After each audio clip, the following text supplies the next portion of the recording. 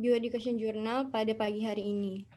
Salawat beriringan salam, tak lupa pula kita hadiahkan kepada Nabi junjungan kita Nabi Muhammad SAW dengan hantaran kata Allahumma sholli ala Muhammad wa ala ali Muhammad. Yang terhormat Bapak Dekan Fakultas Matematika dan Ilmu Pengetahuan Alam Universitas Negeri Padang, sekaligus sebagai Ketua Umum Asosiasi MIPA LPTK Indonesia. Yang terhormat Ibu Ketua Jurusan Biologi Fakultas Matematika dan Ilmu Pengetahuan Universitas Negeri Padang. Yang terhormat Ibu Kaprodi Pendidikan Biologi Fakultas Matematika dan Ilmu Pengetahuan Alam Universitas Negeri Padang. Yang terhormat Ibu Chief Editor Bioeducation Journal. Dan yang sama-sama kami banggakan Bapak-bapak dan ibu-ibu yang dapat berkesempatan hadir dalam pelatihan reviewers dan editor jurnal pada pagi hari ini. Baiklah, saya tidak akan memperpanjang kata-kata mukadimah. Marilah kita mulai kegiatan hari ini dengan mengucapkan Bismillahirrahmanirrahim. Bismillahirrahmanirrahim.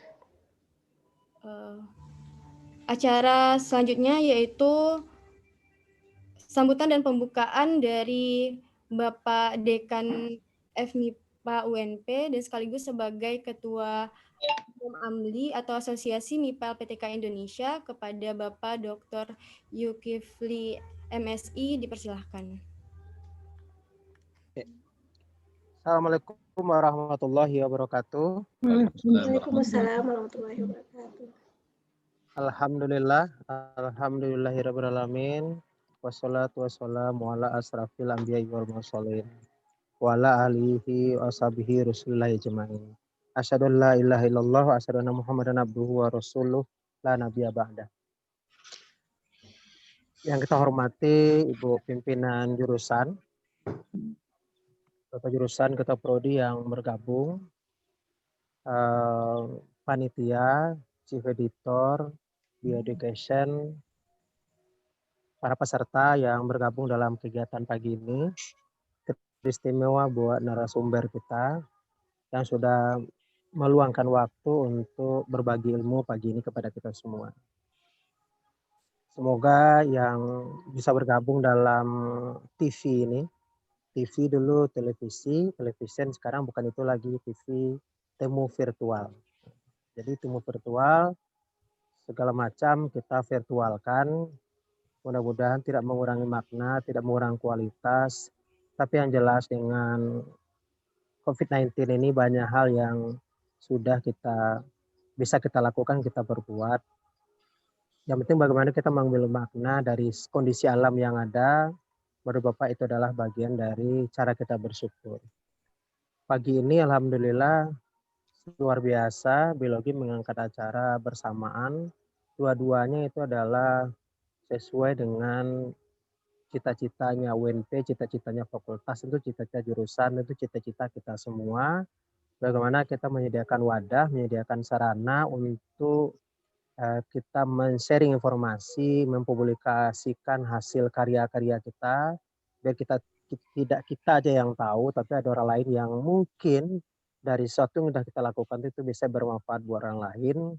Kata Rasulullah, orang yang paling baik itu adalah orang yang banyak bermanfaat kepada orang lain. Oleh sebab itu, atas nama pimpinan kami mengucapkan apresiasi kepada jurusan biologi, kepada panitia, kepada pengelola jurnal bioeducation. Dan sangat membanggakan juga dari sekitar 9 jurnal yang ada di MIPA yang sudah memiliki ISBN itu only one yang melakukan kerjasama dengan AMLI, Asosiasi MIPA LPTK Indonesia. Sekali lagi, mungkin metodologi ini agak diupdate sedikit. Dulu bukan yang pertama, tapi yang terbaik. Tapi untuk kali ini, biologi yang pertama dan biologi akan jadi yang terbaik. Amin. Aplaus buat panitia semua. Amin ya rabbal alamin. Ya, ini maka tadi Bapak kemarin kalau nggak salah yang menghubungi Bapak untuk bikin MOU ini Yosi. Katanya muncul ramah ini nggak tahu ini karena semuanya ada kebaikan di beliau berdua ini. Kadang Yosi sama Ramah ini dua hal yang positif, kadang susah membeda. Jadi mohon maaf Bapak karena salah tegur, salah sapa. Tapi niatnya adalah kalian berdua adalah is the best buat jurusan biologi. Amin. kami bagi kerja, Pak.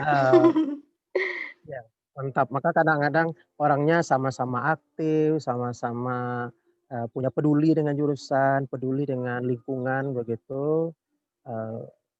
Agak susah Pak membedakan gitu. Tapi yang jelas adalah berdua yang terbaik. Itu ya Buya ya, bintang Buya luar biasa ini.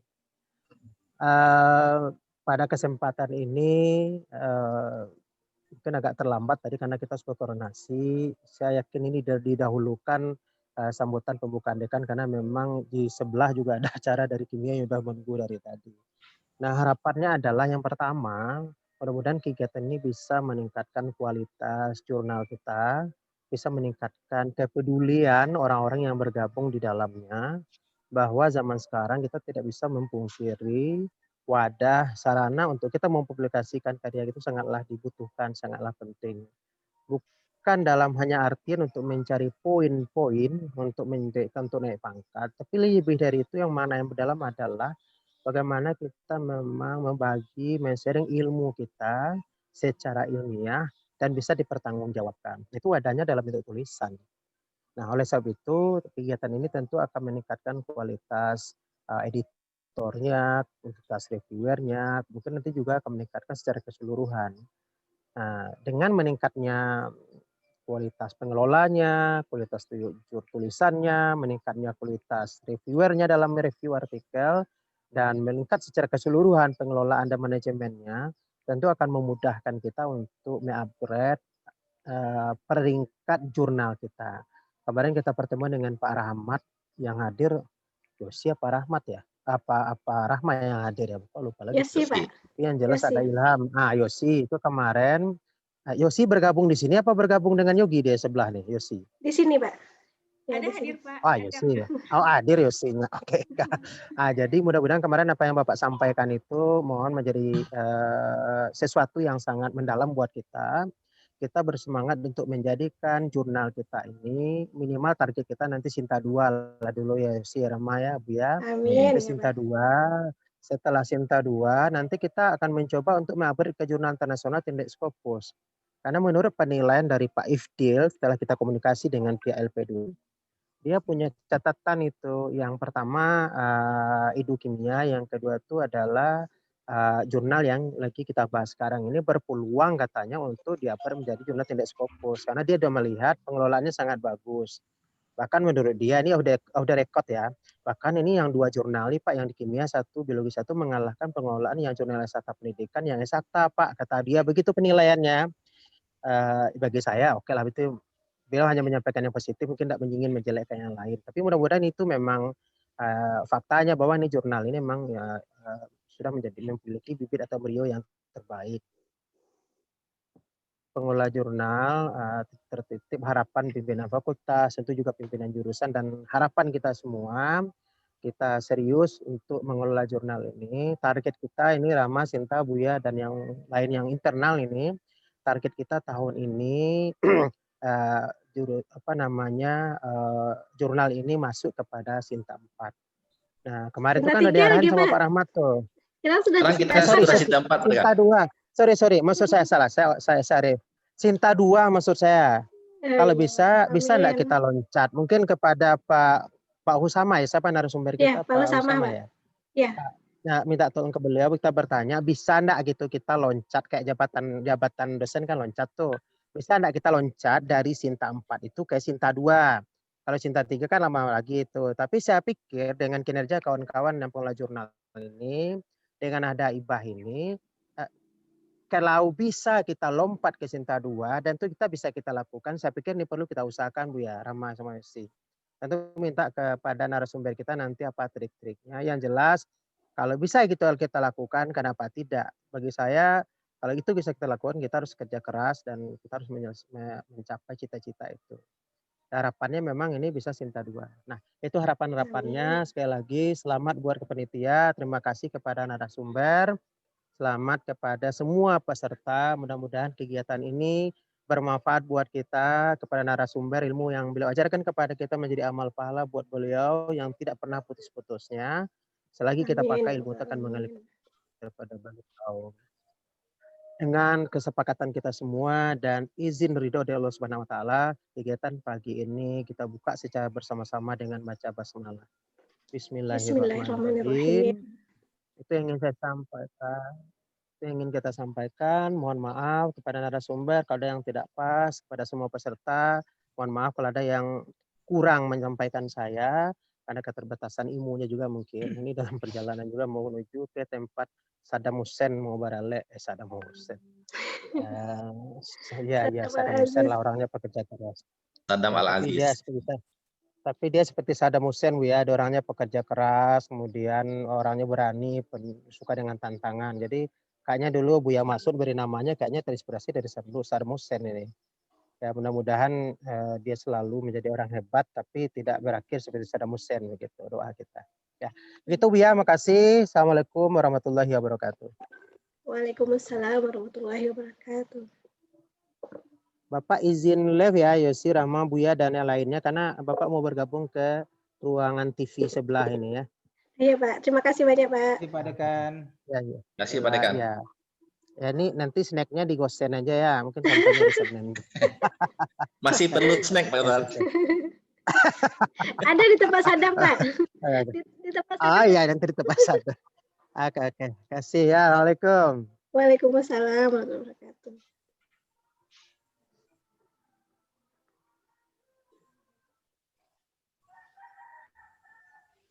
Baik, terima kasih atas sambutan dan pembukaannya kepada Bapak Dekan FMIPA UNP.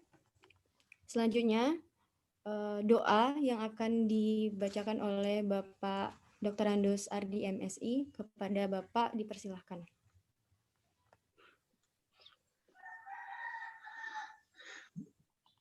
Bismillahirrahmanirrahim. Marilah kita bersama berdoa untuk kesehatan kita, kesehatan saudara kita, karib kerabat kita, dan terutama tentu adalah kelancaran kegiatan kita ini. Semoga Allah SWT memberkahi kita bersama. Kita awali dengan istighfar. Astaghfirullahaladzim. Astaghfirullahaladzim. Astaghfirullahaladzim. Al-Fatihah.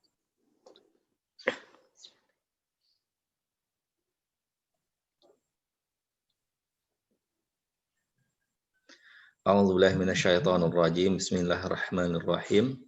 Alhamdulillahirabbil alamin wal aqibatu lil muttaqin wassalatu wassalamu ala asyrafil anbiya'i wal mursalin wa ala alihi wa ashabihi ajmain. Allahumma ighfir lana dzunubana wa liwalidina warhamhuma kama rabbawana shighara walil mu'minina wal mu'minat wal muslimina wal muslimat al ahya minhum wal amwat. Rabbana zalamna anfusana fa illam taghfir lana wa tarhamna lanakunanna minal khasyirin. Allahumma arinal haqqa haqqan warzuqna tiba'ah wa arinal batilan batil warzuqna ijtinabah. Ya Allah, ya Rahman, ya Rahim, kami mohon ampunan bagi kami atas dosa-dosa kesalahan kami. Mohon ampunan atas dosa-dosa dan kesalahan orang tua kami. Kasihlah mereka sebagaimana mereka telah mendidik kami di waktu kecil. Ya Allah, ya Rahman, ya Rahim, tunjukkanlah kepada kami yang benar itu benar, dan berikan kekuatan kepada kami untuk mengikutinya. Tunjukkanlah kepada kami yang batil itu batil, dan berikan kemampuan kepada kami untuk menjauhi dan meninggalkannya. Ya Allah, ya Rahman, ya Rahim, bukakan pikiran kami, bukakan pintu hati kami, dan berikan kekuatan kepada kami untuk memahami materi-materi yang akan diberikan kepada kami dalam pelatihan ini. Dan jadikan itu bagi kami sebagai bekal untuk bisa berkarya lebih baik. Untuk berkarya bisa lebih baik, ya Allah, ya Rahman, ya Rahim. Ya Allah, ya Rahman, ya Rahim, limpahkanlah kesehatan kepada kami, kepada keluarga kami, kepada karib kerabat kami, khususnya kami yang hadir pada hari ini, dan umumnya seluruh orang di negeri ini, ya Allah, di tengah pandemi ini. Ya Allah, ya Rahman, ya Rahim, bersyukur kami kepadamu, dan sebagai wujud syukurmu, berikanlah kesempatan dan kekuatan kepada kami, untuk menggunakan segala manfaat, nikmat dan keberikan dalam ketaatan kepadamu, ya Allah, ya Rahman, ya Rahim. Rabbana taqabbal minna du'a'ana innaka antas sami'ud du'a wa tub 'alaina innaka antat tawwabur rahim. Rabbana atina fid dunya hasanah wa fil akhirati hasanah wa qina adzabannar. Al-Fatihah.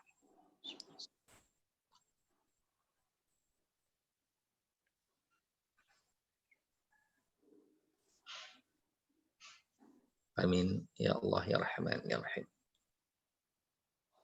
Assalamualaikum warahmatullahi wabarakatuh. Waalaikumsalam warahmatullahi wabarakatuh.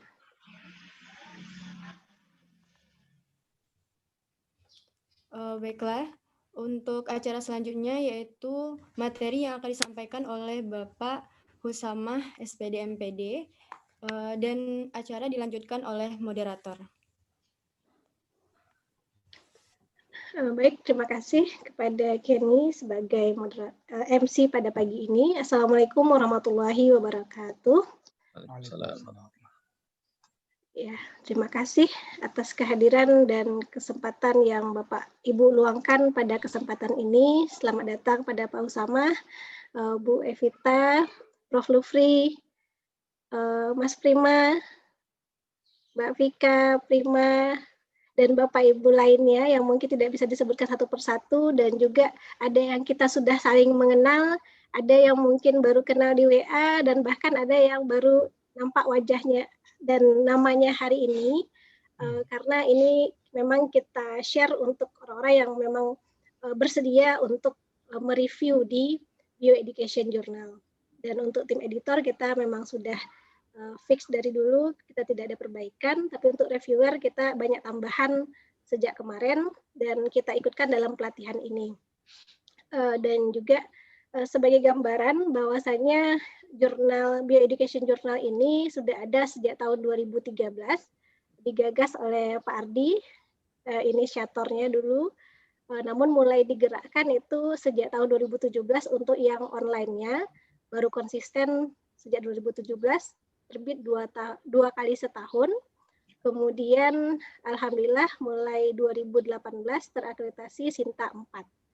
Dan tahun ini kami sebagaimana diceritakan oleh Pak Dekan berupaya agar Sinta 4 ini bisa naik level.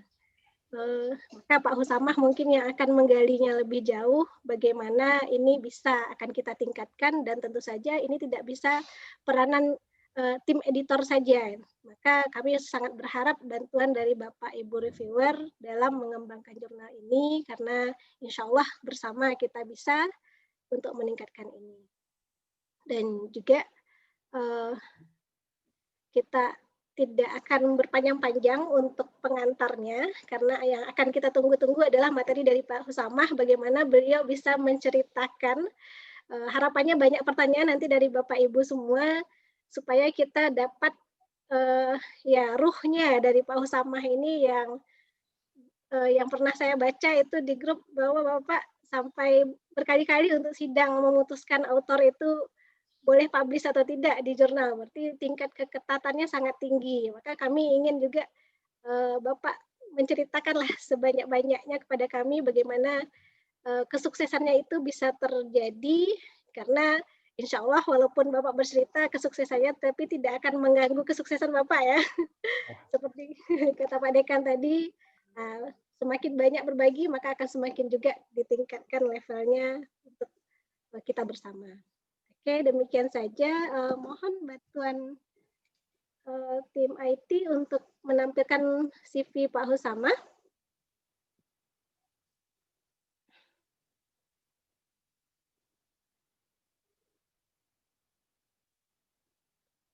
Eken?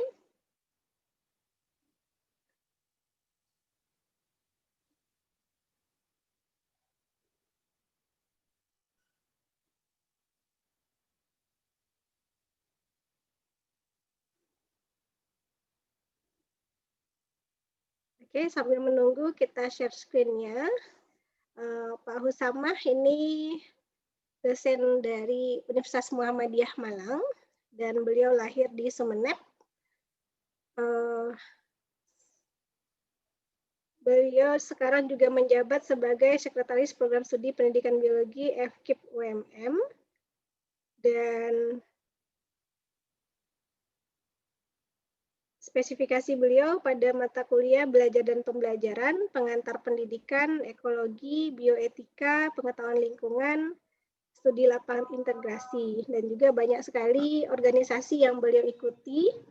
Dan kabarnya Pak Husamah sekarang sedang S3 ya? saya mengundang Prof. Amin ikut dalam kegiatan ini karena Prof. Amin juga bagian dari tim editor Bioeducation Journal, tapi beliau menyampaikan nanti saya privat aja sama Pak Husamah katanya, Pak. Karena beliau sedang ada kegiatan lain. Nah, jadi nanti mungkin akan ada kegiatan lanjutannya dari kegiatan ini spesial untuk Prof. Amin ya, Pak. Kemudian banyak aktivitas pengalaman, tolong akan diturunkan. Ya, aktivitas dan pengalaman lainnya. Beliau Managing Editor JPBI, Jurnal Pendidikan Biologi Indonesia yang sudah Sinta 2 dan terindeks TOAJ, juga ACI.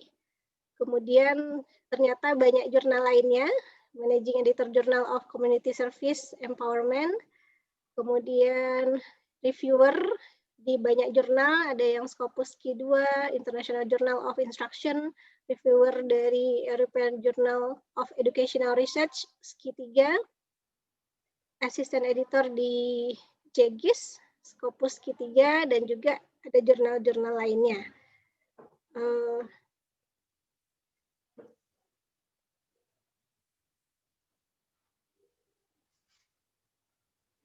Ya, mungkin itu gambaran umum dari CV dari Pak Husamah. Mungkin beliau akan bercerita lebih banyak tentang pengalaman beliau nanti, maka saya tidak berlama-lama. Kami persilahkan dengan hormat kepada Pak Husamah waktu, kalau tempat di tempat masing-masing ya Pak. Nah, jadi waktunya diberikan kepada Bapak untuk menggunakan TV ini, kata Pak Dekan. Dipersilahkan kepada Bapak.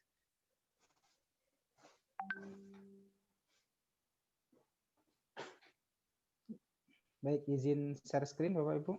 Ya, silakan Pak.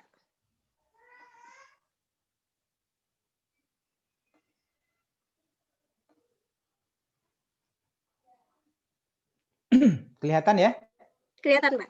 Baik, bismillahirrahmanirrahim. Assalamualaikum warahmatullahi wabarakatuh. Waalaikumsalam warahmatullahi wabarakatuh. Alhamdulillahirrahmanirrahim. Assalatu wassalamu ala asrafil anbiya wal mursalin nabiyina Muhammadin wa ala alihi wa ashabihi jama'in. Amma ba'd. Alhamdulillah, tentu kita patut bersyukur, sebuah kebanggaan bagi saya, terhormat sekali bisa diundang di acara yang insya Allah penuh barokah ini. Untuk saya tidak mengatakan saya harus memberikan materi sebenarnya, mohon maaf. Saya tidak sedang, mudah-mudahan tidak sedang menggarami lautan begitu ya. Saya hari ini hanya ingin sharing saja barangkali pengalaman-pengalaman saya selama ini dan mudah-mudahan ada hikmah yang bisa kita ambil semuanya. Alhamdulillah pada hari ini Allah memberikan kita kesehatan di tengah pandemi ini dan kita selalu berdoa mudah-mudahan Allah segera mengangkat penyakit ini dari muka bumi dan kita bisa normal kembali aktivitasnya. Salawat serta salam senantiasa kita curahkan kepada junjungan kita Nabiullah Muhammad SAW. Yang kami hormati Ibu Editor-in-Chief, tim jurnal, dan para senior. Saya melihat nama-nama yang sudah malang melintang di dunia publikasi. Ada Prof. Lufri, ya. Saya kalau nggak salah pernah mengutip juga referensi beliau, dan ketika ada baca-baca jurnal itu nama beliau cukup beken. Ibu Dr. Evita, salam hormat dari saya. Mudah-mudahan ini tidak bermaksud apa-apa Bapak Ibu. Mohon nanti saya dikoreksi bila ada hal-hal yang kurang berkenan. Bapak Ardi selaku founder ya dari jurnal Bioeducation Journal ini. Bapak Ibu tim di Bioeducation Journal. Mas Prima ya, Mas Prima saya lupa, saya sepertinya sudah kenal sejak lama ya. Iya. Nah, UMM juga. Alumni UM semua. Alumni UM ya, jadi ya. Saya rasanya kenal gitu. Saya masih mengingat, oh iya ternyata betul. Alhamdulillah momentum ini menjadi ajang silaturahim kita bersama-sama. Mudah-mudahan ini ada barokah yang bisa kita peroleh. Amin. Baik. Bapak Ibu, saya dihubungi oleh Bu Rahmawati, saya nggak tahu dasarnya apa gitu ya. Saya juga agak mikir-mikir kenapa saya gitu ya. Tapi ketika saya memang ada satu password yang itu membuat saya tidak pernah bisa menolak gitu. Ketika bunyinya jurnal gitu, apakah itu Pak review dong gitu ya, Pak jadi editor dong atau apa, itu sama sekali saya insya Allah belum pernah menolak. Ketika diminta mereview, ketika minta jadi editor atau diminta diskusi untuk jurnal gitu. Saya mengatakan bahwa saya senang bisa berbagi, kita bangga gitu ya, diminta untuk diskusi dan lain sebagainya. Dan terlebih insya Allah Bapak Ibu, hari ini saya akan menyampaikan apa adanya. Tidak ada yang saya tambah-tambahi gitu ya, real apa yang saya rasakan, sehingga insya Allah tidak terlalu banyak teori, meskipun beberapa slide juga saya ambil dari teman-teman yang lain, kemudian dari sumber lain, baik dalam negeri maupun luar negeri. Tapi insya Allah itu menjadi pengalaman saya selama ini juga. Jadi di sini saya menuliskan bahwa intinya adalah mengolah jurnal itu asik sebenarnya gitu. Saya belajar jurnal itu sejak tahun 2009, awal saya jadi dosen, dulu masih rezim cetak. Saya masih ingat saya belajar di UM itu ada profesor yang cukup terkenal, Profesor Ali Saukah di UM itu. Saya belajar untuk menerbitkan jurnal cetak dan itu luar biasa. Sampai kemudian muncullah tren jurnal online tahun 2011, 2003 sampai 2013 kalau tidak salah. Dan tahun 2015 saya mendirikan berdua dengan salah satu dosen senior itu, namanya Jurnal Pendidikan Biologi Indonesia. Kenapa namanya seperti itu? Itu juga dulu diketawain sama orang. Kenapa namanya Jurnal Pendidikan Biologi Indonesia? Nah, karena dulu di UM sudah ada jurnal, Mas Prima mungkin sudah tahu, namanya Jurnal Pendidikan Biologi gitu. Sudah terbit dan sudah established gitu. Nah, kemudian oke, kita buat Jurnal Pendidikan Biologi Indonesia. Dan alhamdulillah sekarang kita nyalip nih dengan Jurnal Pendidikan Biologi gitu ya. Kita Sinta 2, JPB mungkin masih Sinta 3 ya kalau nggak salah. Karena dosen-dosen senior mungkin sangat padat pekerjaannya di sana. Itu Bapak Ibu pengantarnya.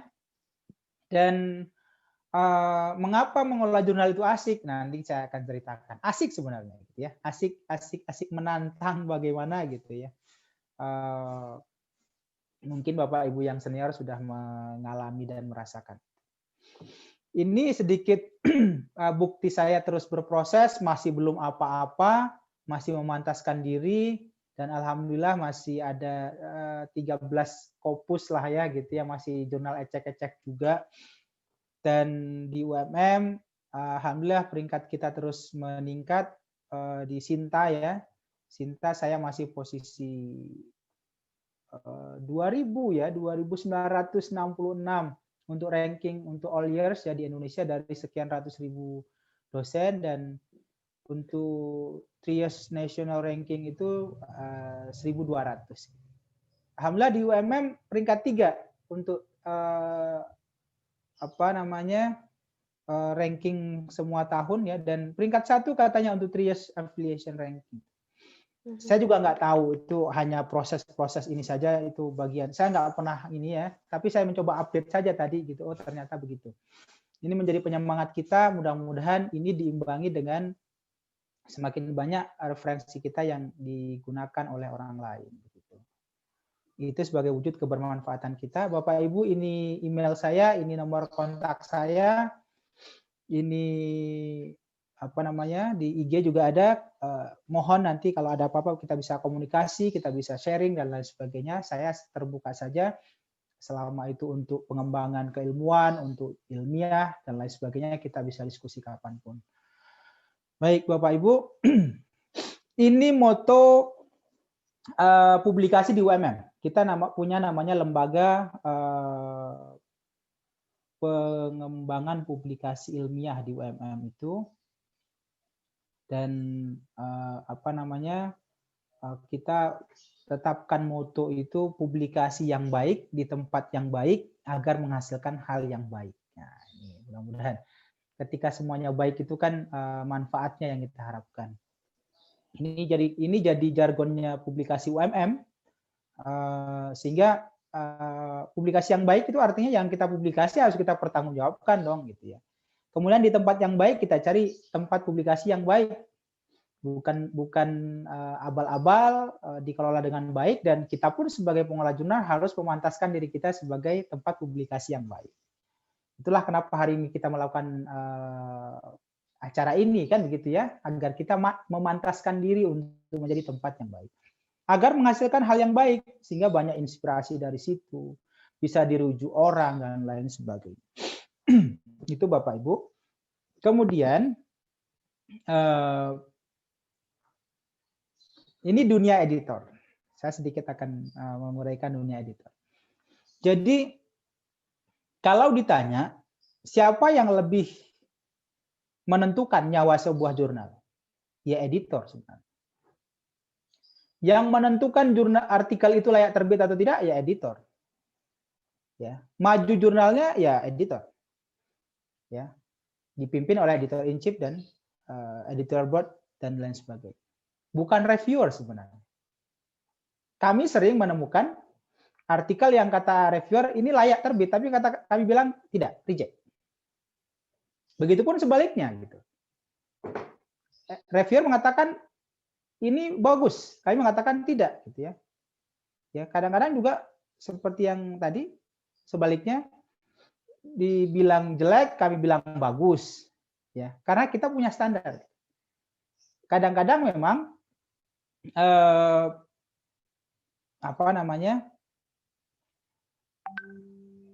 reviewer itu kan tidak terlalu intens karena kesibukan beliau, sehingga memahami referensi itu, memahami artikel yang ada itu kemudian tidak maksimal. Oke, sebentar, saya sedikit tutup.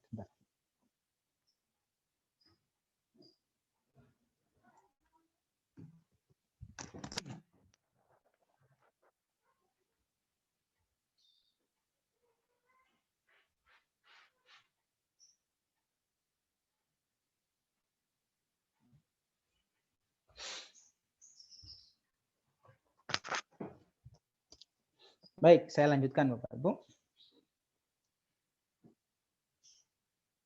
Nah, ini kesannya sepele, tetapi ini menjadi dasar bagi pengelola, bagi editor. Kira-kira editor itu sudah paham belum Google gitu ya? Ini sepele, sering saya tanyakan ini kepada editor gitu. Apakah kita sudah memanfaatkan Google secara maksimal untuk mencari referensi gitu, atau baca-baca gitu?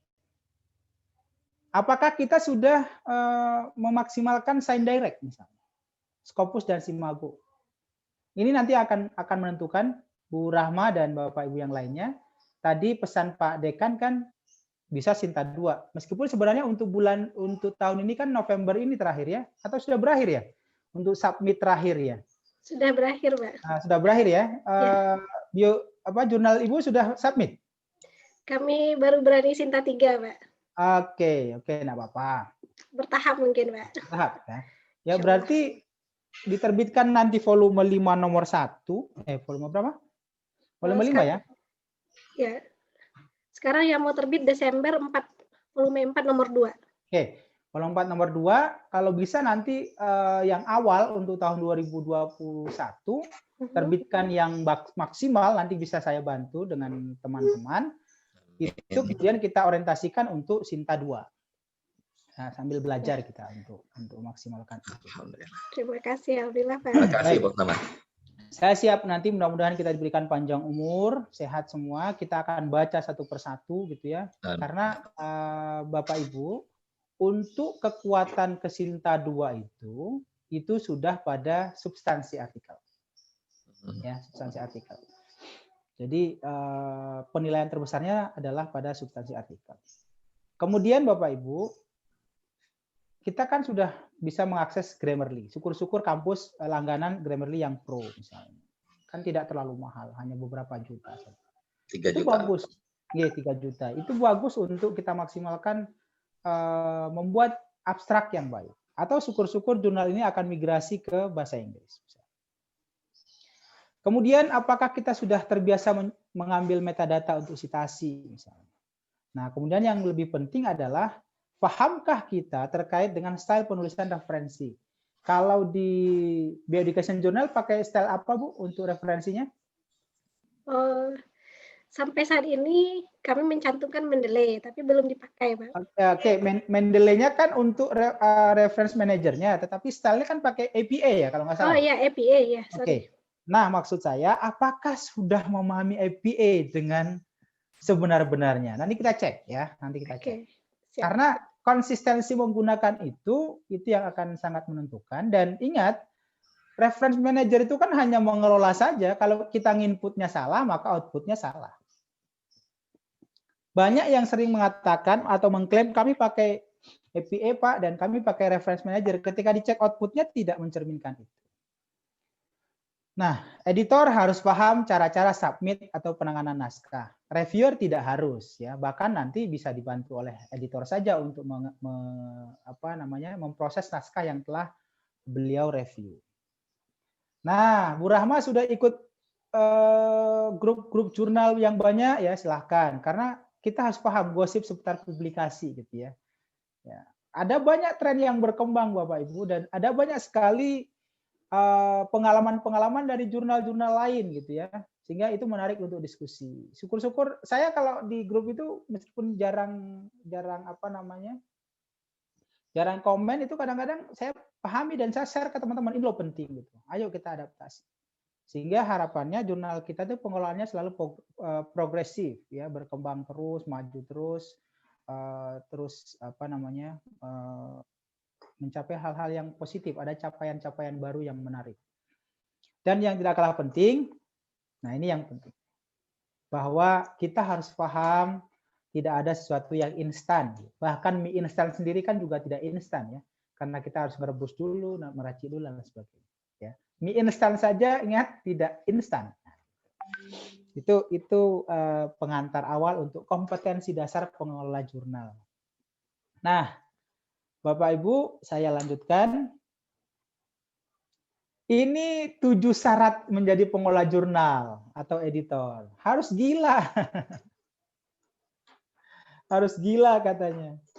Gila itu artinya tidak kenal waktu, ya. Pokoknya hari-harinya jurnal, tiada hari tanpa ngomong jurnal. Sehingga kadang-kadang kita dibilang orang gila sama orang. Nah, artinya sudah siap gila belum ya? Ya, ada banyak hal juga yang akan membuat kita gila nanti. Berikutnya adalah sabar, memang. Wah, nanti akan saya contohkan. Orang luar negeri saja nanti di jurnal-jurnal yang sudah mapan itu sudah menceritakan bagaimana mereka bersabar selama ini.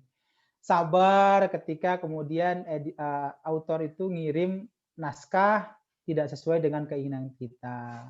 Sabar ketika autor marah-marah. Sabar ketika bolak-balik autor itu atau penulis itu tanya kapan jurnal saya terbit. Sabar ketika kita kemudian minta mereka untuk revisi, mereka nggak datang-datang ngasih revisinya, tapi mintanya cepat publikasi. Harus sabar. Sabar kalau dititipi oleh dosen senior, ayo jurnalku, artikelku harus terbit di jurnal ini, gitu ya. Dengan kualitas yang tidak terlalu baik. Sabar pokoknya intinya. Sabar dari godaan teman yang kemudian akan itu tolong dong ini untuk segala macam ya, dengan segala iming-iminginya misalnya seperti itu. Sabar.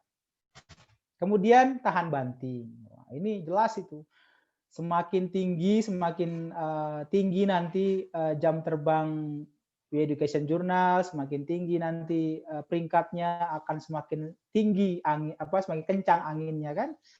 Pasti itu baik dari sisi internal, eksternal dan lain sebagainya. Makanya harus tahan banting. Tetapi ada satu yang akan menguatkan kita, mampu berkolaborasi. Harus mampu berkolaborasi. Cari teman dari seluruh Indonesia. Jangan berdiri sendiri, jangan ngelola sendiri.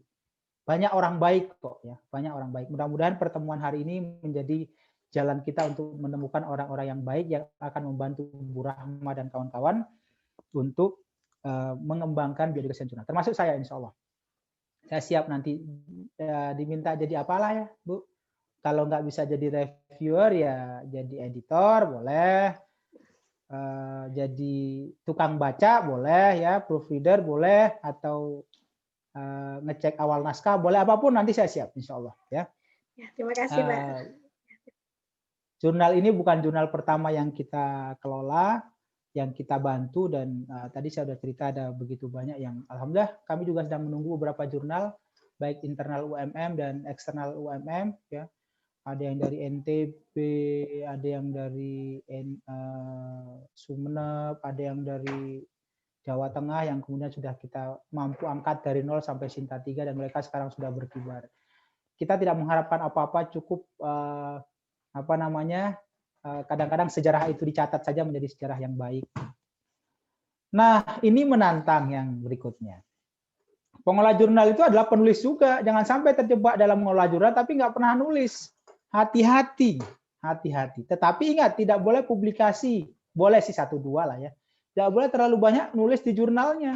Artinya jurnal itu diterbitkan sendiri, ditulis sendiri, dikelola sendiri, review sendiri gitu ya. Nggak boleh begitu. Nah, itu juga pentingnya Bu, banyak jaringan itu kemudian kita bisa publikasi di tempat lain. Ya, saya alhamdulillah dengan banyak teman itu kan tinggal kontak teman yang di mana, misalnya kita punya jurnal yang baik itu di eScientica ya, di Lombok sama Prisma. Ya, kita tinggal nawarkan, saya punya naskah ini layak nggak terbit di jurnalmu gitu. Nah, di situ kemudian barokahnya silaturahim itu. Kan katanya silaturahim itu memperpanjang usia kita yang barokah dan memperbanyak rezeki gitu ya. Nah, itu contohnya. Kita sudah punya tempat-tempat yang bisa kita ajukan untuk menjadi tempat publikasi. Jadi jangan pernah berhenti untuk menjadi penulis, karena editor itu menjadi contoh bagi jurnal yang lain, bagi penulis yang lain. Dia akan ngecek siapa sih pengolah jurnal ini, rajin nggak orangnya nulis gitu. Mana mungkin kita akan mampu mereview yang baik atau mengolah artikel dengan baik, sementara kita nggak pernah nulis gitu. Ya, semakin sering kita publikasi, semakin tahu kita rasanya bagaimana ditolak, bagaimana rasanya kemudian dicaci oleh reviewer karena tulisannya jelek, bagaimana digantung, sehingga kita tahu, kita bisa merasakan, dan sehingga kita bisa memberikan perlakuan yang baik pula kepada calon penulis kita. Kemudian yang tidak kalah penting adalah jadi editor itu harus terus belajar, banyak hal berkembang. Terus gitu ya.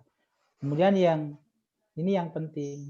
Kadang-kadang kita itu kan kerjanya dalam senyap. Orang nggak tahu gitu ya, untuk menerbitkan kita harus melembur, harus ini dan segala macam. Sehingga harus ikhlas gitu ya.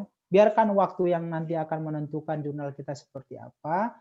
Orang kok nanti akan menilai hasil kita berdasarkan apa yang telah kita lakukan. Gitu. Tanpa harus disiarkan gitu ya. Oke. Nah, pengelola jurnal wajib memantaskan diri.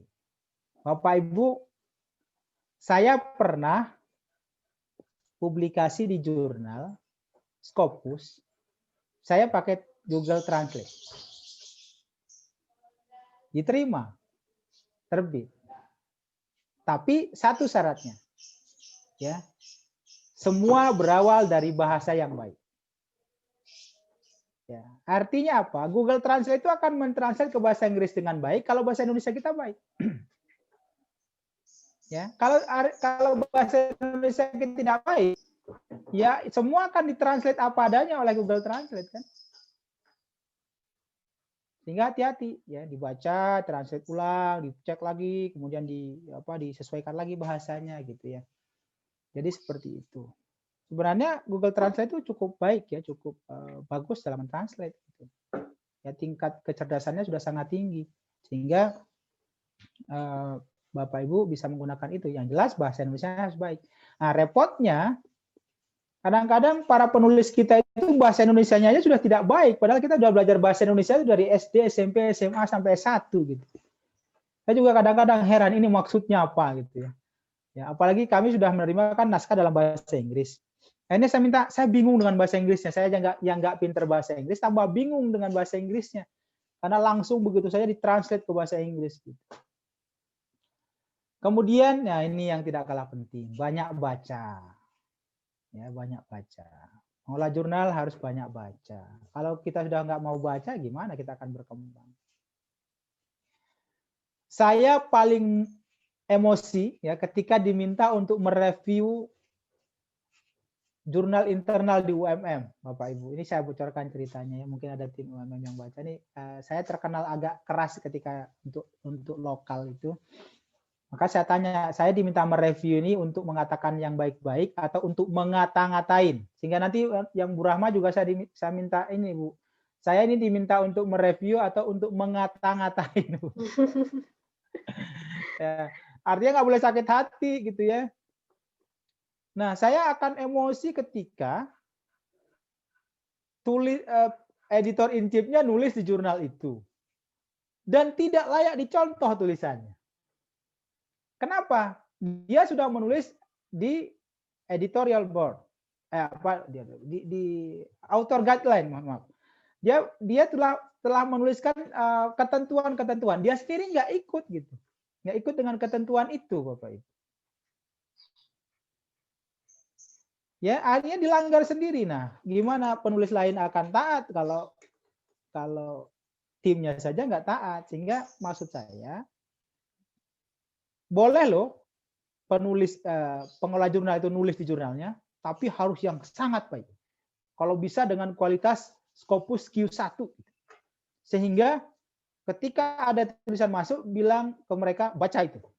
Itu contoh minimalnya. Siap-siap ya, Pak Ardi, Bu Rahma. Kalau perlu minta Pak Profesor Lufri atau Bu Evita nulis di jurnal kita dengan contoh yang sangat baik. Relakan saja, relakan jangan masuk Scopus. Oh, ini Scopus sih, tapi mohon Bu ini hibahkan untuk jurnal kita gitu. Dan jadikan contoh bagi penulis yang lain. Harusnya begitu.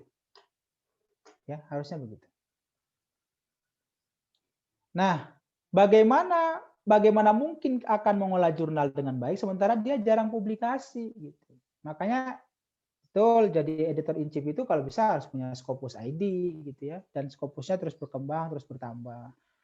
Ya, tingkat cintanya terus bertambah. Nah, sehingga kami itu berlomba-lomba di pengelola jurnal kami itu untuk publikasi, bahkan kami punya proyek publikasi bersama-sama. Ya, untuk itu, karena kami malu ketika nanti dilihat oleh para penulis, loh, orang editornya nggak pernah nulis gitu ya. Nah, itu begitu. Ya, kemudian buka jaringan secara luas, saling membantu. Kenapa saya kemudian ada di berbagai tempat sebagai reviewer dan editor? Karena saya percaya suatu saat saya akan butuh bantuan mereka. Saling membantu. Sehingga ketika suatu saat saya minta tolong kan jadi nyaman gitu, tanpa harus terlalu sungkan gitu ya, karena kita juga saling membantu. Sementara itu. Baik, kita lanjutkan. Nah, ini kok.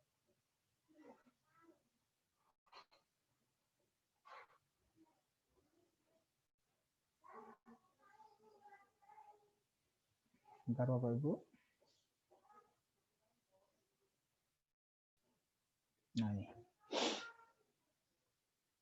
Oke. Saya harus ngecas dulu sementara, mohon maaf sebentar.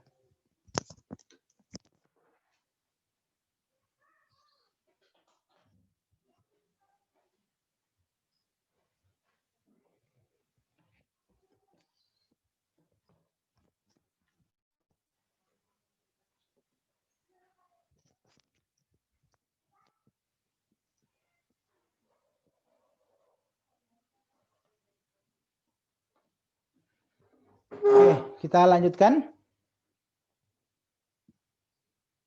Kedengaran ya Bapak Ibu ya?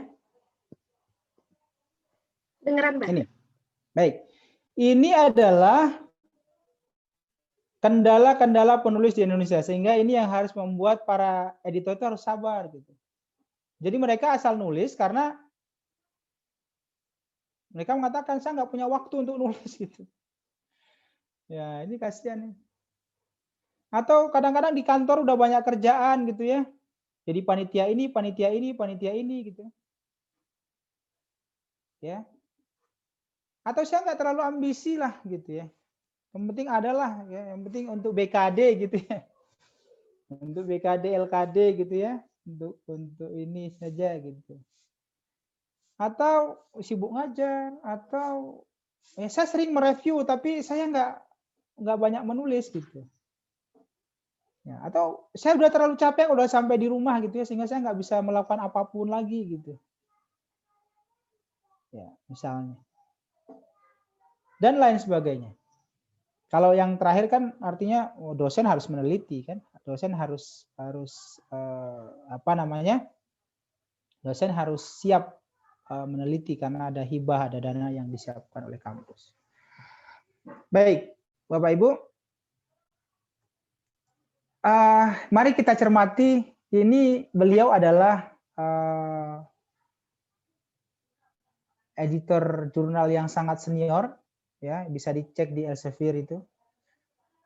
Dia mengatakan bahwa udah 24 tahun katanya mengelola jurnal, kemudian sudah menerbitkan sampai 40 volume, ya. Kemudian dia bayangkan ya, ceritanya itu mulai dari zaman ngirim artikel itu via pos, ya, kemudian berkembang menjadi fax, kemudian online sekarang gitu. Bagaimana dia menerima puluhan artikel tiap hari, bagaimana kemudian apa namanya menghubungi editor, menghubungi reviewer dan lain sebagainya. Bagaimana dia menerima, nah, saya rasakan juga. Menerima macam-macam email dari para author. Ada yang tanya bagaimana cara submit, ada yang gagal submit, ada yang ngirim nggak direspon katanya, ada yang udah ngirim sekian bulan nggak direspon, ada yang katanya nggak jelas, macam-macam itu Bapak Ibu. Kita akan menerima segala macam informasi dari para author. Dia harus menjadi tukang patrolinya jurnal katanya yang tiap hari harus ngecek email gitu ya. Membalas email-email tiap pagi atau email pagi dari para penulis dari Asia, dari Eropa gitu ya. Terutama Asia memang yang kadang-kadang kita itu kan nggak pernah sabar ya. Nah, bisa gitu. Saya kadang-kadang juga gitu. Oh, waktunya kira-kira 1 bulan nanti ada respon. 20 hari saya email dia. Bisa gitu. Nah, jadi memang begitu suka dukanya. Kita ini belum apa-apa. Nah, bagaimana katanya dia tidak akan pernah lupa bagaimana mahasiswa-mahasiswa S3 itu ya, atau para peneliti-peneliti muda yang itu menjadi paper mereka pertama yang disubmit gitu ya. Atau ya penulis-penulis awal, penulis-penulis pemula gitu. Itu kan beda ya. Nanti saya rasakan itu suka dukanya, bagaimana merespon mereka. Atau menerima itu menjadi tantangan, menolak juga menjadi tantangan. Karena kenapa? Kami sering menerima itu adalah artikel yang merupakan harapan mereka untuk bisa lulus S2. Ada banyak kami menerima itu. Ditolak itu kita nggak nyaman gitu, ya Allah ini mereka harus lulus dan segala macam. Mau diterima nggak sesuai gitu. Itu menjadi perang batin sehingga kemudian gimana enaknya gitu. Itu kita harus rapat berulang-ulang gitu. Ya, di situ suka dukanya dalam mengelola jurnal. Sehingga kadang-kadang yang penting idenya menarik gitu, kita harus merombak total asal mereka selamat gitu. Itu kadang-kadang ada yang kita lakukan seperti itu Bapak Ibu. Ya. Jadi mengelola jurnal itu tidak hanya sekedar hitam putih hidupnya. Saya nggak tahu di jurnal lain, tapi yang saya rasakan seperti itu di jurnal kami, di Jurnal Pendidikan Biologi Indonesia, bahwa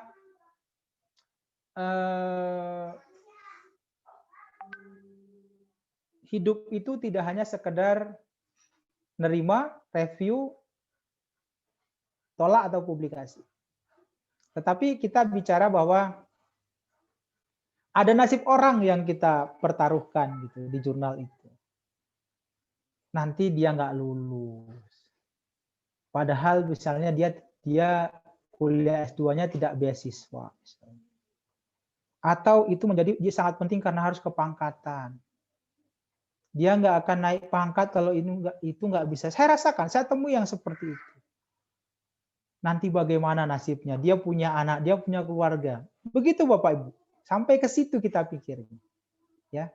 Makanya kemudian menjadi pengolah jurnal itu menantangnya di situ. Ya. Ya. Ini kalau ditanya andainya ya, walaupun kita nggak boleh berandai-andai, kita ini adalah lalat gitu ya. Lalat itu kan terkenal katanya kotor dan segala macam. Seandainya kita ditakdirkan menjadi lalat gitu.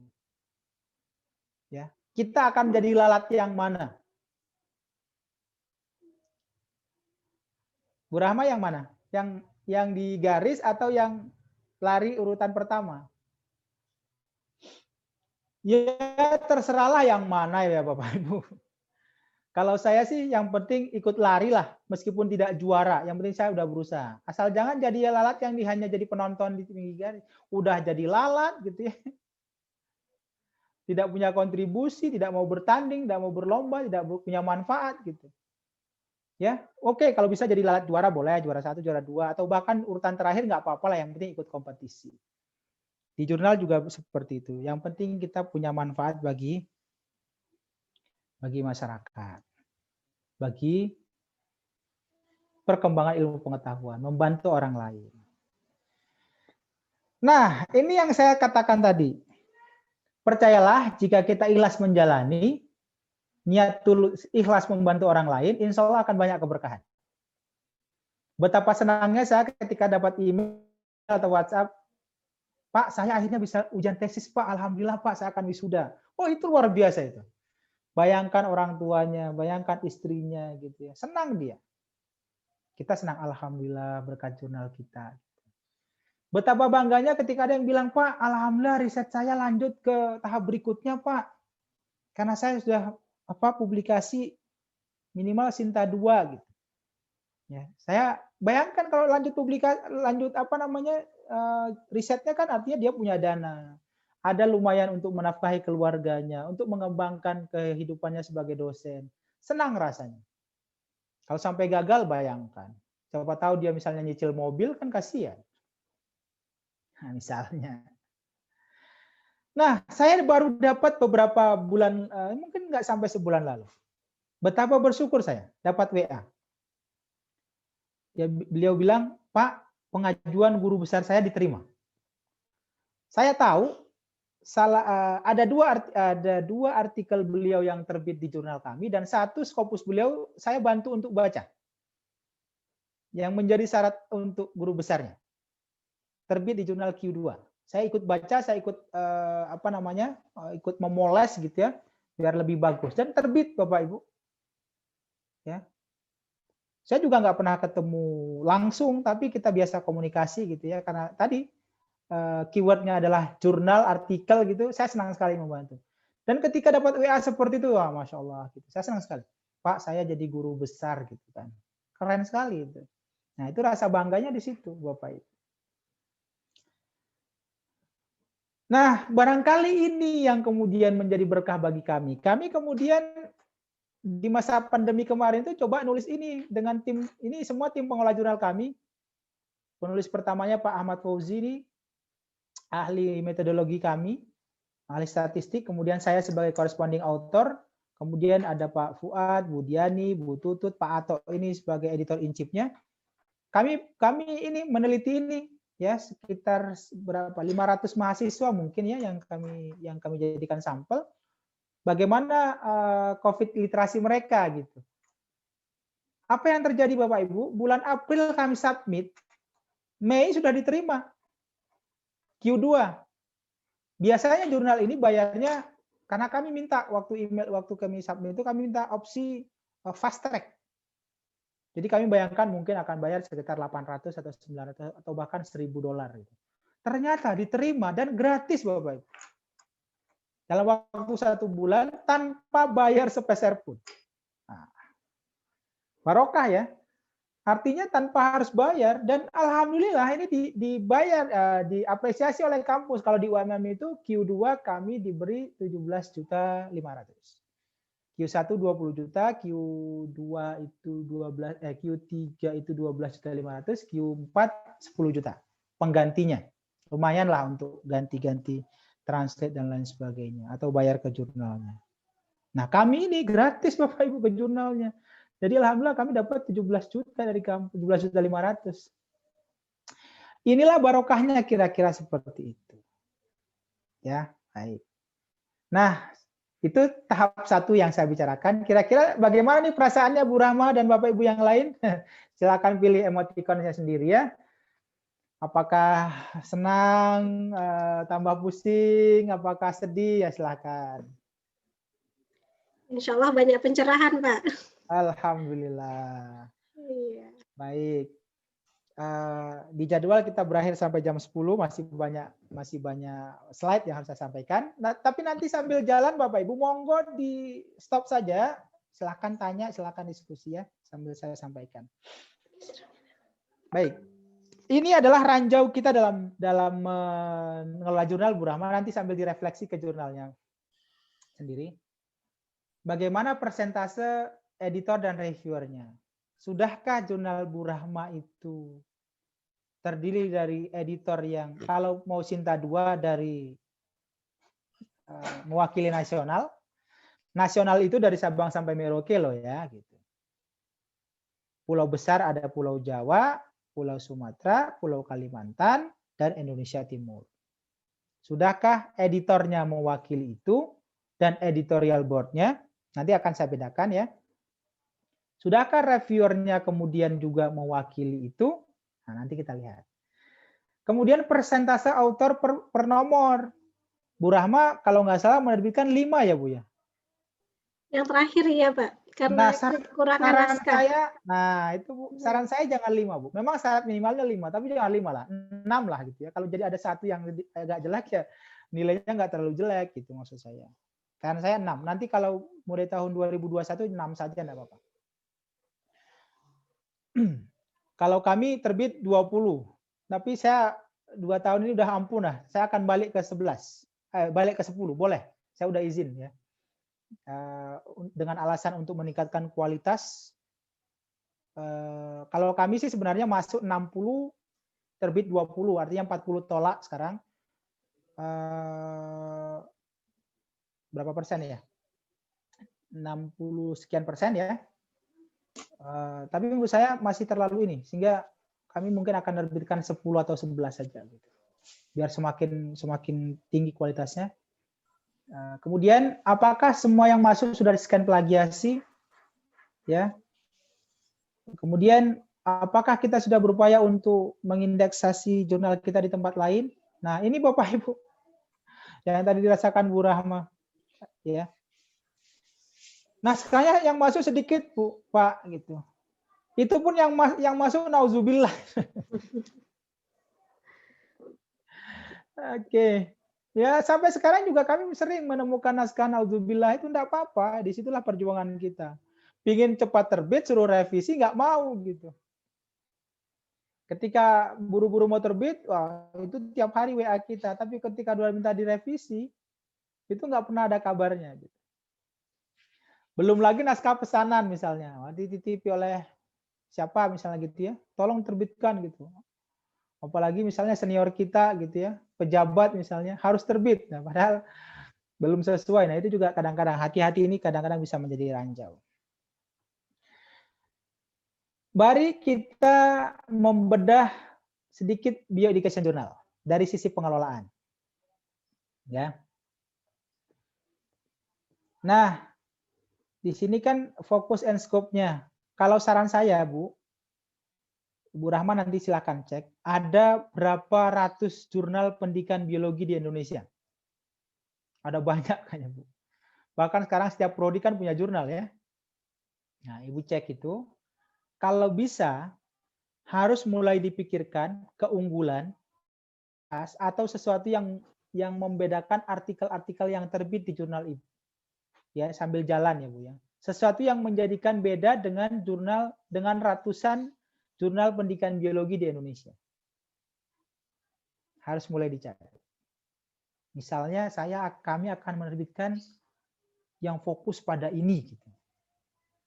Jadi setiap artikel itu punya ciri khas. Ya. Sehingga kalau ditanya nanti apa bedanya dengan JPBI-nya Pak Usama gitu. Harus ada, Bu. Apa bedanya dengan bioedukatikanya Pak Fuad di UAD misalnya atau di kampus-kampus lain. Ya, dan pengelola-pengelola jurnal yang lain. Coba dipikirkan gitu ya. Nanti barangkali kita sambil diskusi sambil jalan juga. Nah, ini Bu yang mungkin perlu dipahami, Bu. Susunannya kan begini ya, Bu ya, editorial board-nya. Ada editor in chief, Bu Rahma. Ya. Ada managing editor, ada editor, kemudian ada layout editor. Oke. Sekarang saya tanya, Dr. Hamka itu kampus di mana? Di Padang juga? Di Jakarta, Pak. Oh, UHAMKA maksudnya ya. Oke, UHAMKA Ya. Jakarta ya. Kalau Raja Ali Haji? Di Kepri, Kepulauan Riau, Pak. Kepulauan Riau. Nah, jadi ada berapa provinsi nih, Bu? Baru 3. Baru 3 provinsi. Sudah mewakili Sumatera dan Jawa. Jawa, 2. Masih 2, Bu. Saran saya, kalau bisa susunannya seperti yang saya sarankan ini, Bu ya. Ya. Ya, jadi 1 orang editor in chief, ya, Ibu lah ya. Sudah punya Scopus ID, managing editor 1 orang, kemudian ada handling editor, Bu. Artinya orang-orang yang menangani naskah awal selain Ibu dan managing editor, mungkin 3-4 orang. Baru kemudian editorial board, Bu. Editorial board itu minimal 10 orang berasal dari seluruh Indonesia, skala nasional, usahakan yang sudah punya Scopus ID, gampang dimintai tolong. Mereka adalah dewan pakarnya jurnal. Aktif memberikan input untuk kemajuan jurnal, selain juga menjadi reviewer utama. Tapi nggak perlu dimunculkan di reviewer, jadi harus tetap mereka di editorial board. Jumlahnya 10, kalau bisa. Harus berburu. Kalau bisa yang di sini ini adalah orang-orang yang siap mereview dan tidak hanya sekedar mereview, mereka harus punya misi pengembangan untuk jurnal yang Ibu kelola gitu. Ya, silakan dicari kalau ingin ke Sinta 2.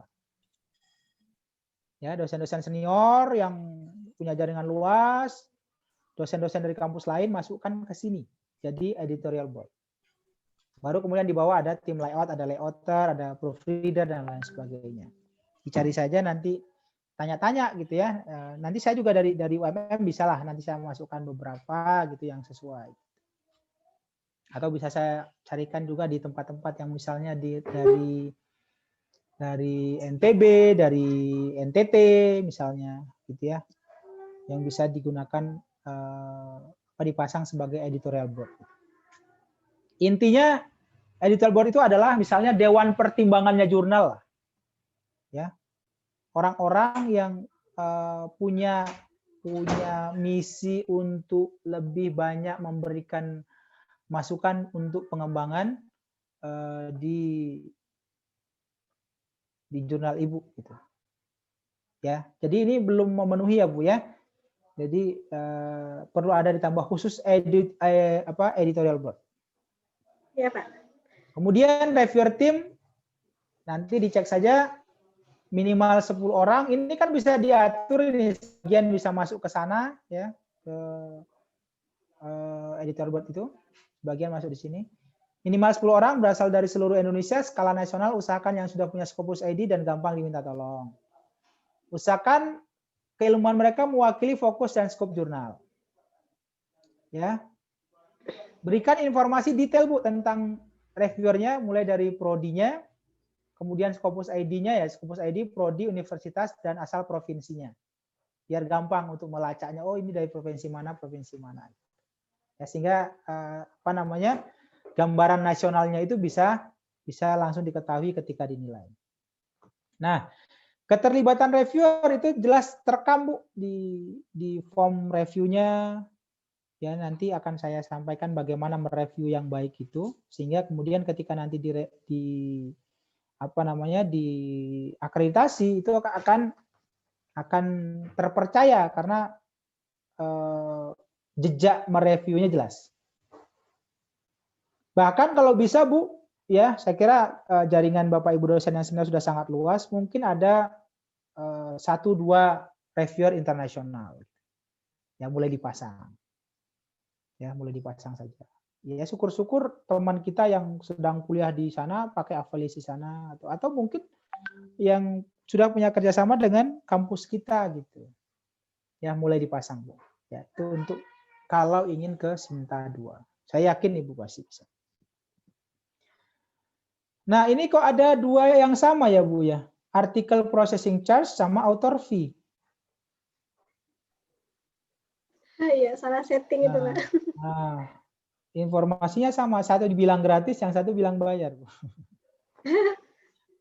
Masa iya, Pak? Iya, nanti dicoba aja di Oh iya. Kami baru upgrade Ya. OJS, Pak. Jadi Oke. IT-nya yang perbaiki. Betul. Ya, baik, nanti silakan diperbaiki saja. Ya, terima kasih banyak, Pak. Baik. Nah, selanjutnya author guideline. Tolong bedakan antara author guideline dengan template, ya. Kalau template itu ukuran huruf, itu template, marginnya berapa, spasi berapa, itu adalah template. Ya, kalau author guideline itu berikan informasi, nanti bisa ngecek ke jurnal saya juga lah Bu ya, dan jurnal-jurnal lain lah yang bisa di ini, kan bisa menyesuaikan juga. Apa yang harus diketahui atau apa yang harus dipersiapkan oleh author ketika mereka, sebelum mereka submit ke jurnal kita, ketika submit dan setelah naskah mereka diterima. Itulah isi dari author guideline.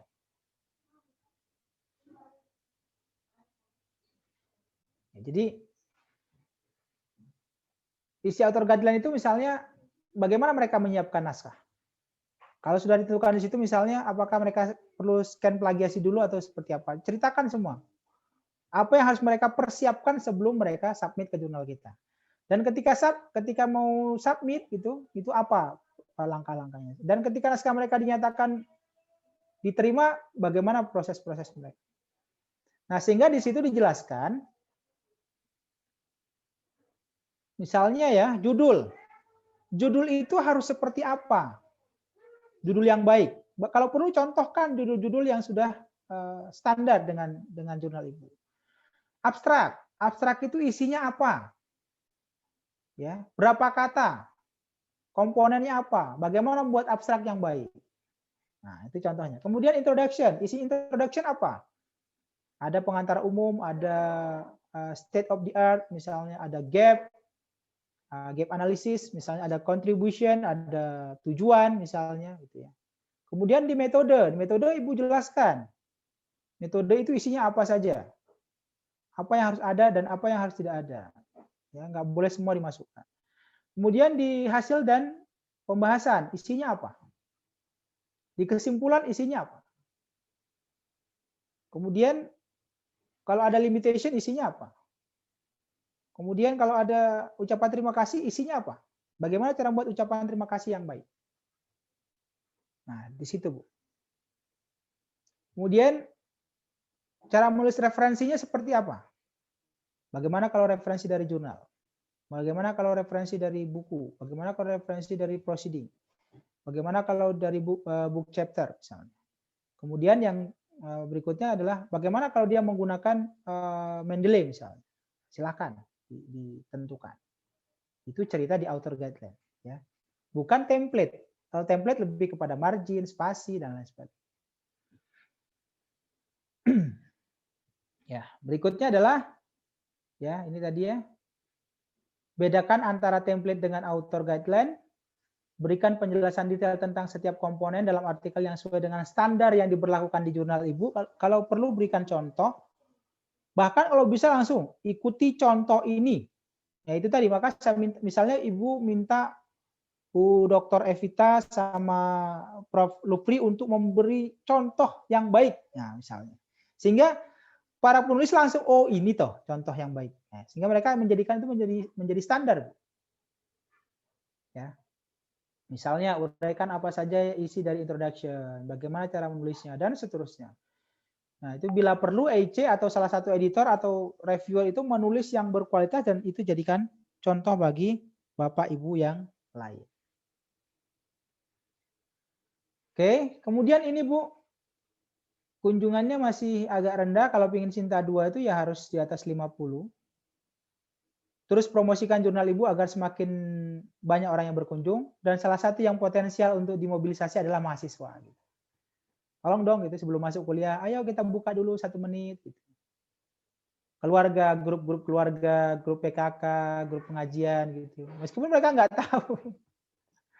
Nggak apa-apa. Oke, buka-buka gitu ya.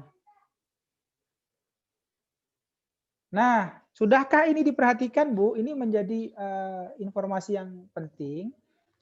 Naskah awal dari penulis itu harus file doc ya, dokumen. Kemudian catatan reviewer itu harus di PDF-kan. Kenapa? Kan kalau bisa yang betul itu, reviewer itu komennya langsung di naskah. Ya, komennya di naskah. Apa yang harus dikomen nanti akan saya jelaskan di bagian berikutnya. Komen di naskah, kemudian di PDF-kan. Kenapa? Karena kalau dalam bentuk Word itu mesti kadang-kadang kelihatan ada namanya, kalau apalagi laptopnya kan ada identitasnya, kelihatan itu siapa reviewernya gitu. Kalau dokumen, sehingga kalau di PDF kan langsung ya, nggak muncul itu.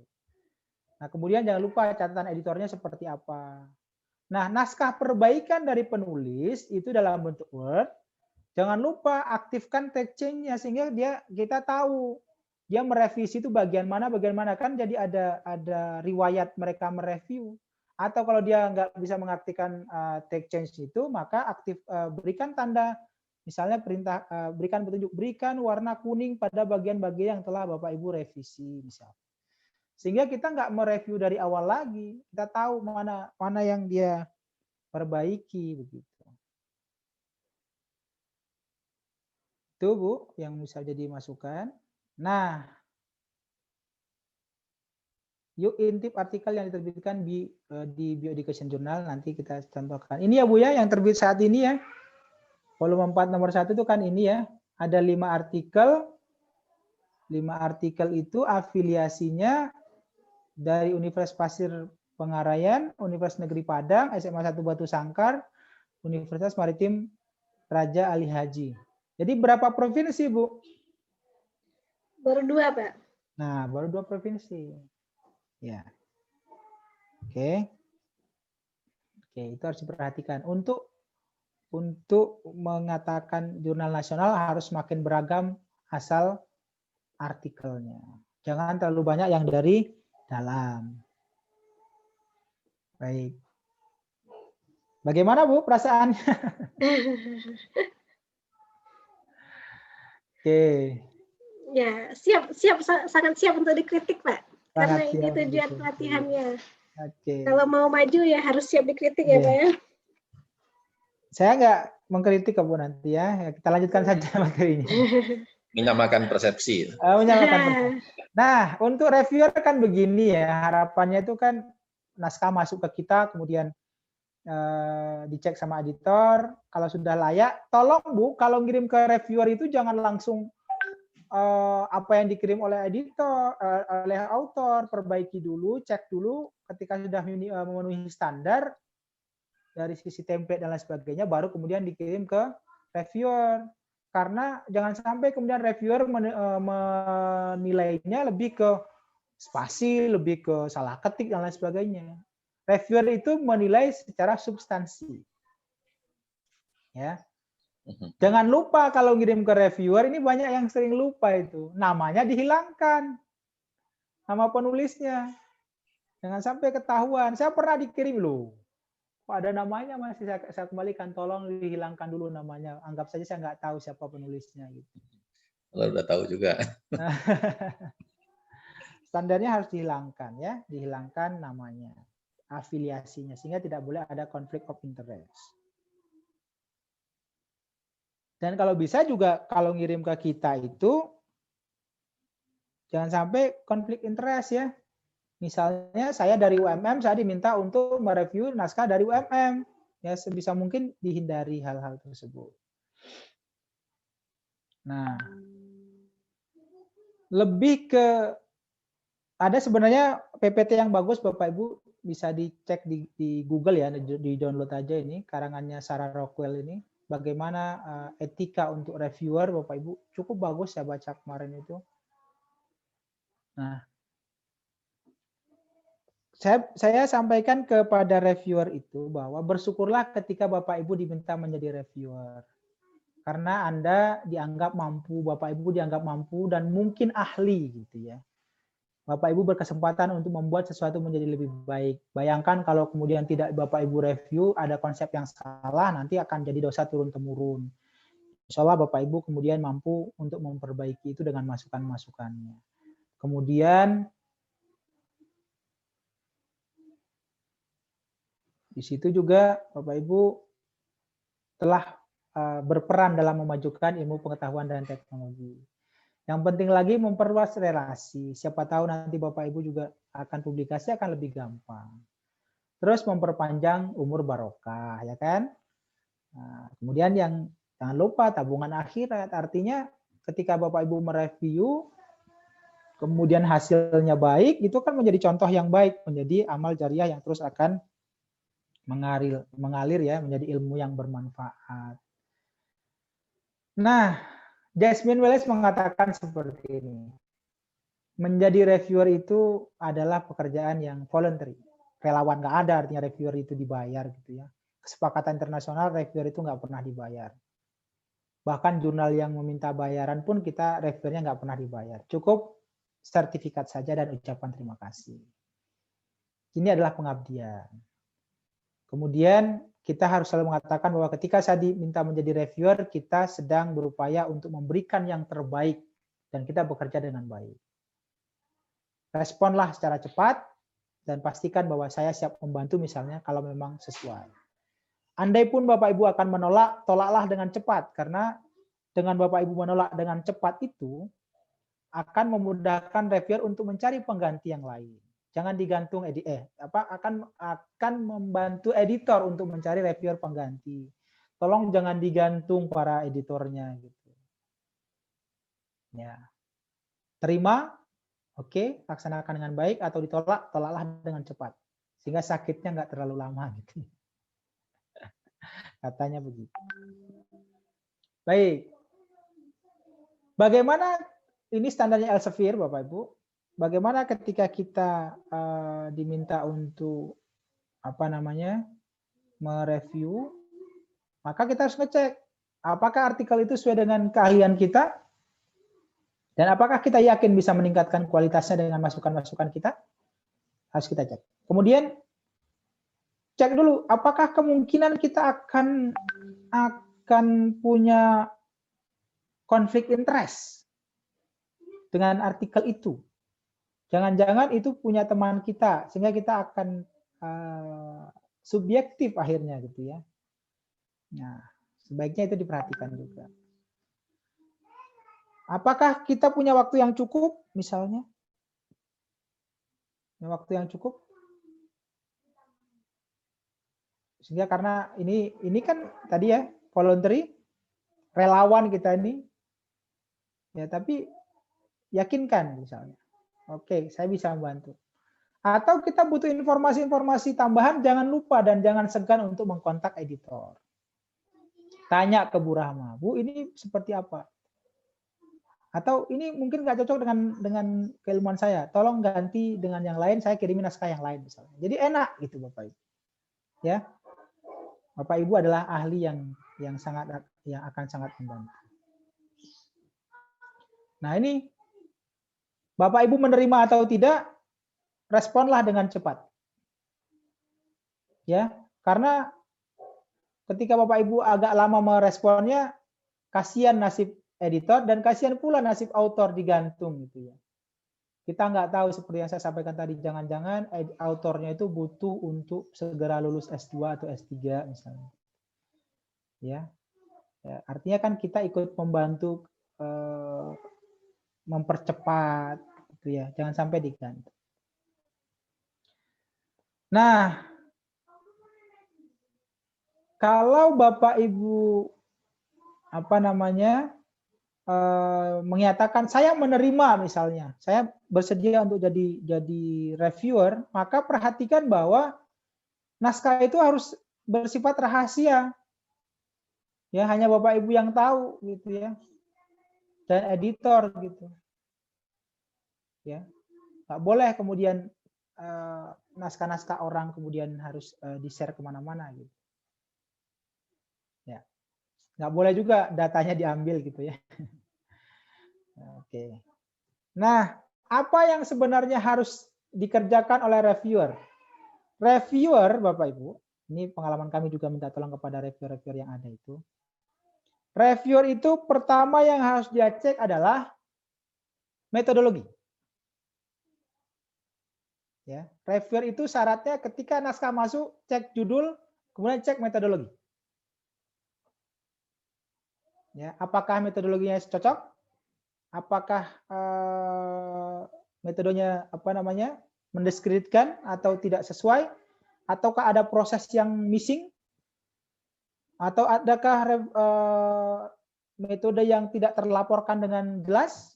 Apakah kemudian kesimpulan yang diambil itu sesuai dengan data, sesuai dengan metode yang tepat?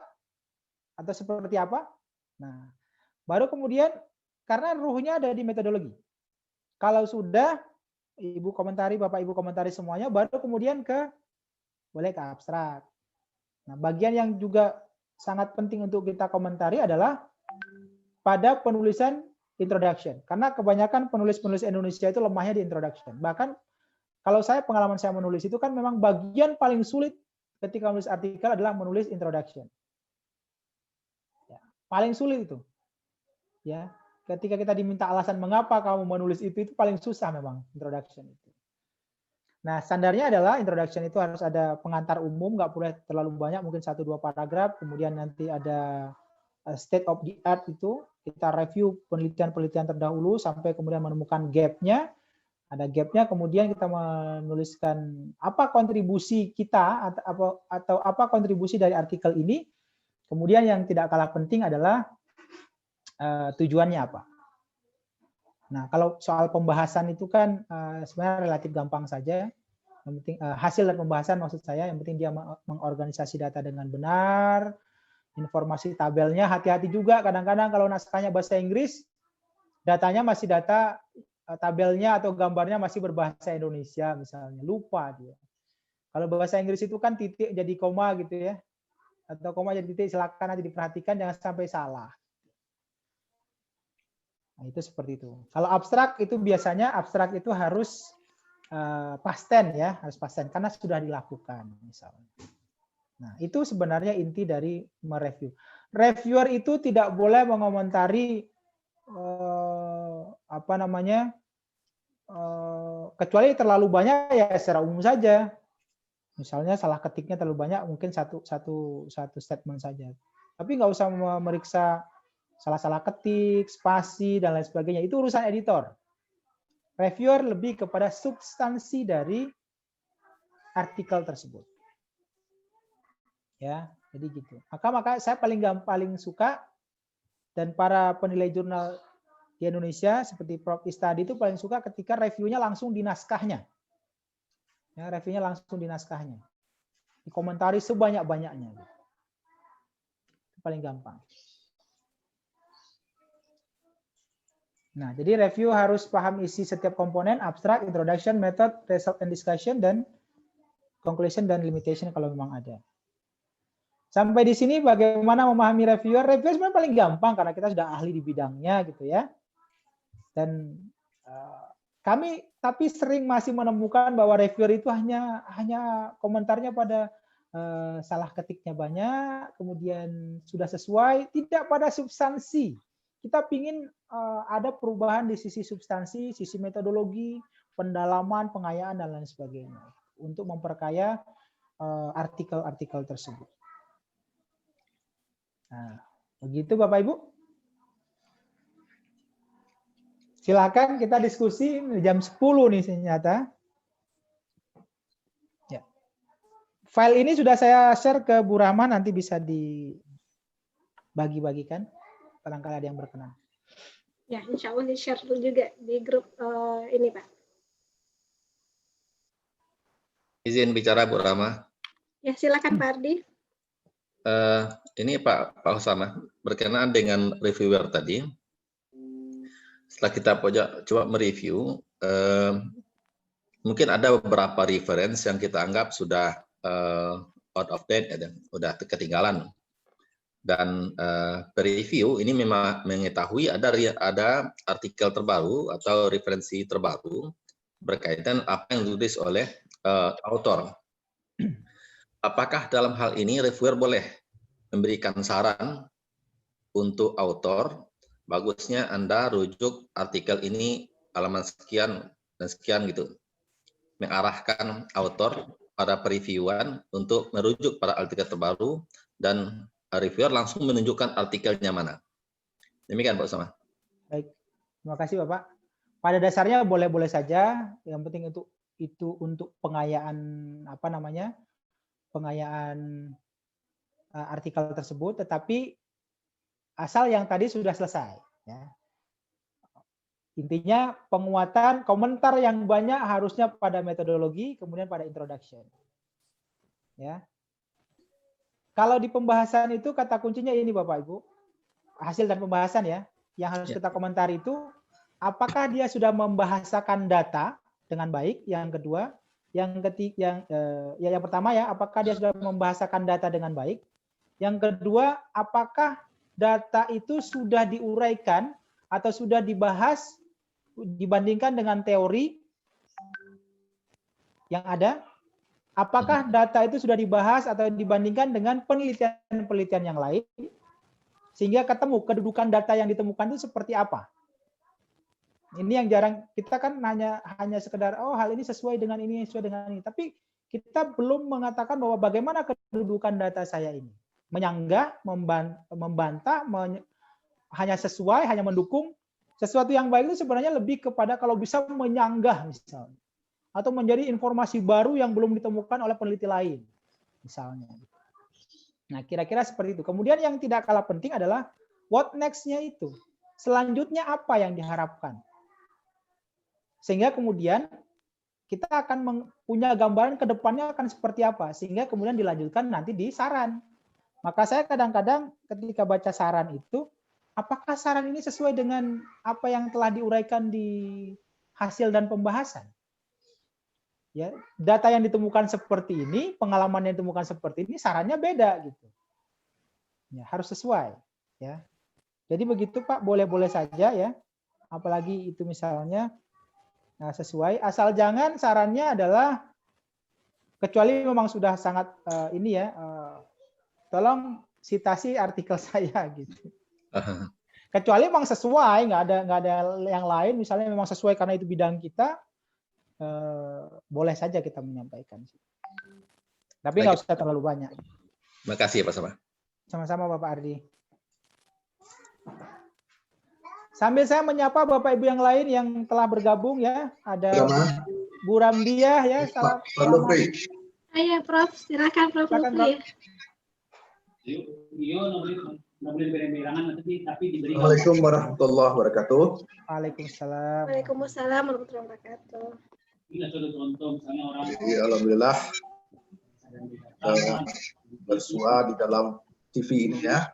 Jadi saya sangat senang sekali dengan Pak Usama, dosen muda tapi yang kreatif, punya pikiran yang besar. Jadi saya sangat senang. Jadi memang